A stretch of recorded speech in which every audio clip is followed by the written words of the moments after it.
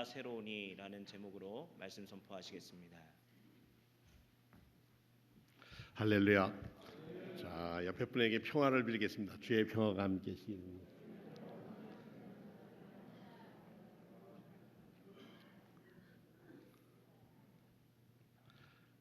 반갑습니다. 가을이 꽤 깊어가네요. 저 먼 곳에 안 가도 그냥 문 밖에 나오면 앞에 팔달산에 자연이 새로운 모습으로 또 새로운 옷으로 갈아입습니다. 오늘 본문의 말씀 가운데 아침마다 새롭습니다. 그렇게 고백합니다. 오늘 성서 일과를 통해서 두 가지를 우리에게 메시지를 주셨습니다. 이미 하나는 누구든지 주의 이름을 부르는 자는 구원을 얻습니다. 힘든 이 세상에서 주의 이름을 부르면 구원받는다. 또 한 분은 뭐라고 고백을 했느냐면 말씀을 통해서 그러면 어떤 사람이냐? 그 사람은 자기를 낮추는 사람입니다. 낮추는 사람이 필요하다. 그래서 오늘 우리 복음성가 하나 부르고 시작하겠습니다. 주의 인자는 끝이 없고 아침. 자, 준비됐나요?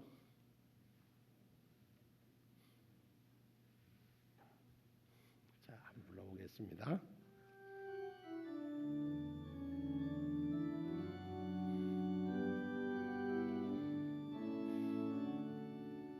주의 인자는 끝이 없고 그의 자비는 무하며 아침마다 새롭고 늘 새로우니 주의 성심이 금이라. 성실하신 주의 사랑은 끝이 없고 주의 사랑은 끝이 없고 그의 공의는 영원하며 아침마다 새롭고 늘 새로우니 주의 성심이 크도다. 성실하신 주의 보는 끝이 없고 주의 보는 끝이 없고 그의 말씀은 응성하며 아침마다 새롭고 늘 새로우니 주의 성심이 금이라. 성실하신 주님. 할렐루야. 지혜서에서 전해오는 이야기를 하나 드리겠습니다. 저명한 이름 높은 랍비가 그의 제자들과 함께 한 공동체를 이루고 살았답니다. 그들의 그 공동체를 유지하기 위해서 마을로부터 멀리 떨어진 작업장에서 아침 낮을 힘들게 농사짓고 일을 했답니다. 모두들 낮 태양이 뜨거워서 모두들 지쳐갈 수 있을 때, 지쳐갈 때 정오가 되어서 점심을 먹어야 되는데 스승에게 이 손 씻을 물을 한 대야 아주 가득 담아 드렸답니다. 유대인들은 정결법에 의해서 손을 씻지 않고 먹는 것은 불결하다고 생각했기 때문에 먹는 것도 정결해야 몸도 정결하다고 믿었습니다. 근데 놀랍게도 이 선생님인 랍비가 떠다준 물을 손으로 조금 훔켜서 조금 면목음 해가지고 손을 이렇게 딱 씻고 그리고 대충 손을 씻고 마는 거예요. 전에는 안 그러셨는데 오늘은 왜 이렇게 대충 손을 씻으시는가? 경건한 유대인이 음식 먹기 전에 손을 깨끗이 씻지 않는 계명을 어기는가? 정결법 위반인데 이런 마음을 갖고 조심스럽게 한 제자가 물었답니다. 선생님, 물을 너무 조금 쓰십니다. 그래서야 손이 어디 깨끗해지겠어요? 그랬더니 랍비가 선생님이 가만히 먼 곳을 이렇게 손을 가르치더라는 거예요. 거기 보니까 이 언덕 작업장인 산 높은 곳인데 저 아래에서 어린 여종 하나가 하인 하나가 물을 가지고 올라오는데 땀을 팍 힘들게 비틀비틀하면서 그 물을 쥐고 작업장으로 올라오는 모습을 보게 했답니다. 무거운 물지개를 쥐고 허리를 잔뜩 굽부린 채 그냥 물통이 땅에 닿을 것 같아도 달락달락하면서 비틀거리는 채 숨을 헐떡이면서 작업장으로 오는 것을 보여줬습니다. 그리고 이렇게 제자들에게 말씀을 했답니다. 저 가련한 아이의 수고로 얻은 물을 어찌 함부로 쓸 수 있겠는가? 내가 이렇게 아꼈으면 한 번쯤 운물에 덜 내려갈 수도 있을 텐데. 제자들은 비로소 친절한 마음에서 우러난 작은 행위가 한마디 말이 모든 계명을 지키는 것보다 더 크다는 진실을 알게 되었다 하는 얘기입니다.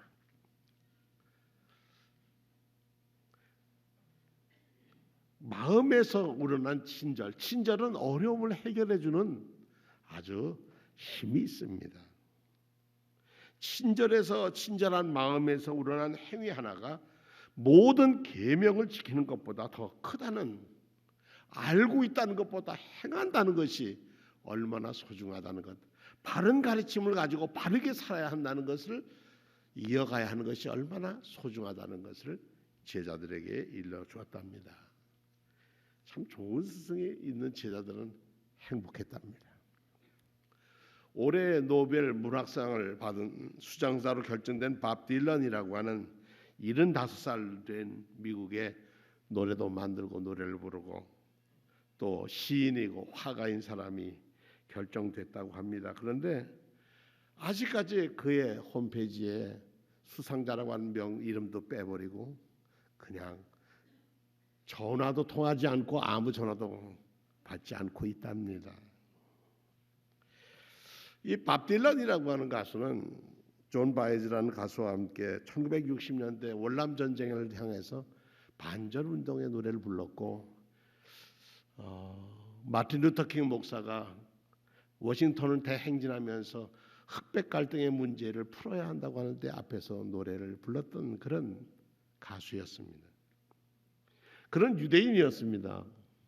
그래서 유대인으로 자랐던 그가 30년 전에 그의 삶의 험함을 깨닫고 기독교로 개종을 했습니다. 그래서 미국에서는 밥 딜런 하면 뭐 대단한 가수이지만 그는 복음을 전하는 전도자로 지금 75인데 그의 친구가 지미 카터라고 하는 대통령이 밥 딜런의 친구라고 합니다.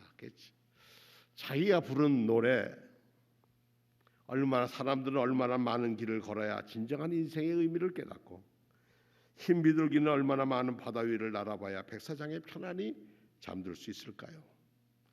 전쟁의 포화가 얼마나 많이 휩쓸고 나가야 세상에 영원한 평화가 찾아올까요? 친구야, 그것은 그 비밀은 답은 그 대답은 바람만이 알고 있어요. 그건 바람만이 대답할 수 있다. 이런 노래를 불러서 세계를 움직였던 가수였습니다. 그에게 있어서 아마 모르겠습니다. 노벨 문학상이라고 하는 그 문학상은 아마 마음의 불편함일 수도 있을 것입니다. 얼마 전에 부산에서 관광버스에 화재가 났는데 4사람을 구했던 선생님, 윤리 선생님에게 의인이라고 시상을 하겠다 하니까 인터뷰도 거절하고 5천만 원의 상금이 내려가는데 그것도 거절하고 나는 제가 할 일을 하였을 뿐입니다. 이게 아름다운 세상을 살아가는 모습들입니다. 왜냐하면 모든 아픔과 어려움과 위기는 남의 게 아니라 나에게서도 그렇다 하는 겁니다. 저는 엊그제 오후에 2시 반 지나서 갑자기 전화를 받았습니다. 근데 박상순 장로님의 전화했는데 아주 목소리가 떨리는 목소리였습니다. 그래서 장로님 무슨 일이세요? 그랬더니 장로님 말씀이 제가 지금 빈센트병원 응급실에 와 있습니다. 어떻게 오셨어요? 그러니까 우리 유권사가 혼수 상태에 있습니다. 간 혼수 상태에 와서 기도해 주셨으면. 그래서 부랴부랴 우리 부목사와 전도사와 함께 아내와 함께 갔습니다.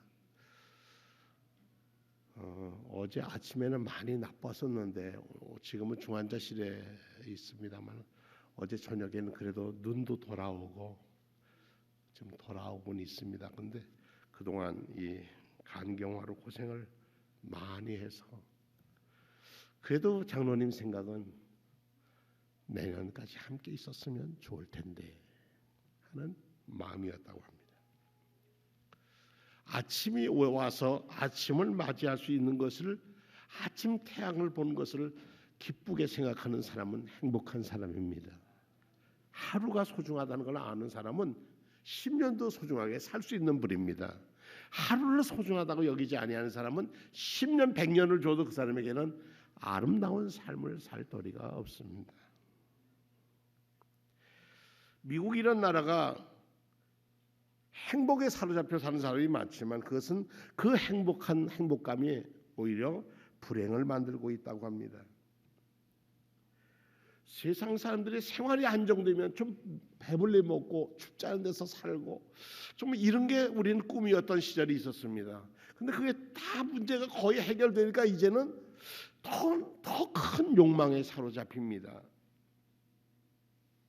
이렇게 편안한 생활이 됐으면 불안하고 가난하고 어려웠던 것이 해결됐으면 행복해야 되는데 우울감은 더 높아지고 있습니다. 그래서 제약회사에서 그런답니다.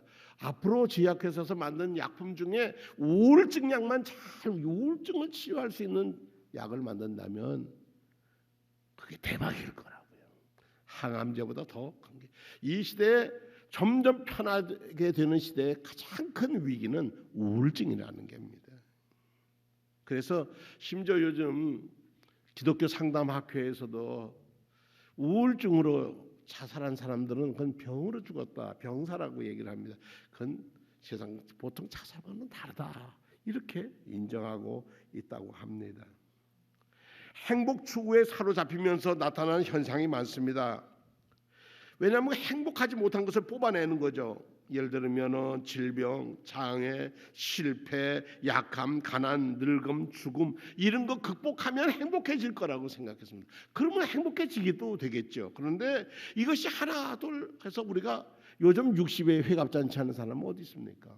칠순잔치도 이제는 그 뭐 하지 않습니다. 그냥 어떻게 여행을 하든지 그 즐거운 시간을 보냅니다. 이렇게 사람의 수명은 늘어났는데 불안과 우울한 마음은 더 깊어지고 있다는 얘기입니다. 우리가 물질적으로 거로 가지고 행복하게 살 것 같았는데 사실 우리의 영혼은 점점 어떻게 하냐 우울해지고 있다는 겁니다. 그 이유가 뭘까? 성경 오늘 예레미야 애가에서 애가란 말은 눈물의 책 그런 책 아니겠습니까? 예레미야가 이 애가를 쓰면서 어떤 마음을 가졌을까? 이 나라의 장차에 어려움이 닥쳐올 것을 알고 눈물로 기도한 책입니다.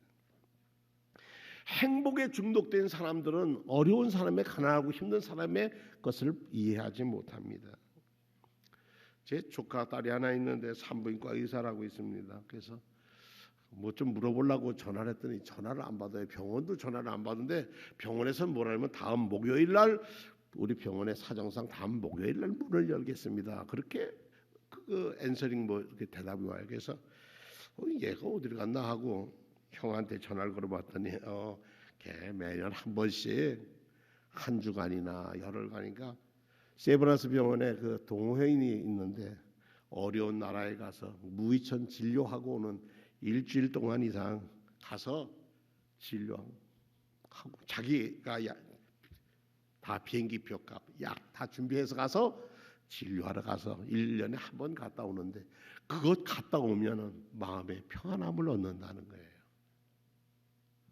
병원에서 자기가 환자를 못 본 건 미안하지만 정말 어려운 나라에 가서 그들을 치료하고 돌아오면 어떤 때는 아침밥 먹기도 힘들기 시작해서 밤 깊도록 환자들이 찾아오면 돌봐야 한다는 겁니다. 세상에 이렇게 아름답게 사는 사람들도 많이 있습니다. 교회도 그렇습니다. 말없이 와서 교회 낙엽 하나라도 정리해주고 그 교회 저 모든 것을 돌봐주는 아름다운 마음이 있습니다. 서로 눈물 나고 어려울 때 함께 참여해 주셔서 손 잡아주는 사람, 아무 말을 못해도 손을 꼭 잡아주는 그런 아름다움도 있습니다. 이것이 바로 우리가 가지고 있는 주님의 심성, 주님의 마음을 갖고 살아가는 겁니다. 첫 번 의사가 돼서 병실에 나가서 열심히 일했는데 한 환자를 잘 돌봤는데 글쎄 그 환자가 세상을 떠났다는 거예요. 세상을 떠나니까 꼭 누가 죽인 것 같아요? 자기가 죽인 것 같아서 저 커튼질이 돌아서서 눈물을 흘리니까 옆에 있던 선배 의사가 옆구리를 콱 찔르더래요. 아마추어야 그러더래요. 그 말이 마음에 참 아팠답니다. 그러면 프로가 되면 전문가가 되면 죽음도 서로 딱 하면 냉정하게 뭐 의사가 냉정한 마음을 가져야 되겠지만 사람에 대한 사랑이 식어져 간다는 겁니다. 눈물의 예언자인 이 예레미야가 하나님의 부름을 받고 그 예언하는 것이 다 뭐냐 눈물투성이에요. 하고 싶지 않는 말도 해야 되는 거예요. 예를 들면 항복해야 산다 이거예요. 유다가 지금 망해가고 있는 과정에서 바벨론에게 항복하지 않으면 우리는 망한다는 거예요. 어떻게 그런 말을 할 수 있어요? 끝까지 싸우자 이래야 되잖아요. 나라를 사랑하는 사람인데. 근데 항복해야 한다는 거예요. 근데 그 말을 자기가 해야 되는데 하나님이 주신 말씀이니까 할 수밖에 없었어요. 그래서 예레미야는 백성들로부터 미움받죠, 배척을 받죠, 모함을 당하죠, 박해를 받죠, 살이 너 죽여버릴 거야. 그리고 모함을 당하죠.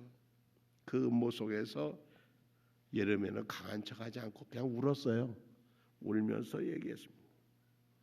마치 우리나라를 비유하자면 철종에서 철종, 고종, 순종으로 이어지는 이 대한제국 말기에 1905년쯤 되죠. 황성신문이라는 데다가 시일야 방송대국이라고 1905년도 을사늑약이 나라 다 뺏기고 거기에 그저 오적신, 을사 오적신 역사에서 나라 팔아먹은 사람들을 쓰면서 이제야 방성대국하게 됐다고 썼다가 이 주필이었던 장지현 씨는 감옥에 갇혀서 6개월 동안 감옥살이를 했고요. 그로 인해서 신문도 폐간당하고 그로 인해서 백성들에게 모든 사람들에게 나라를 사랑하며 함께 울었어요.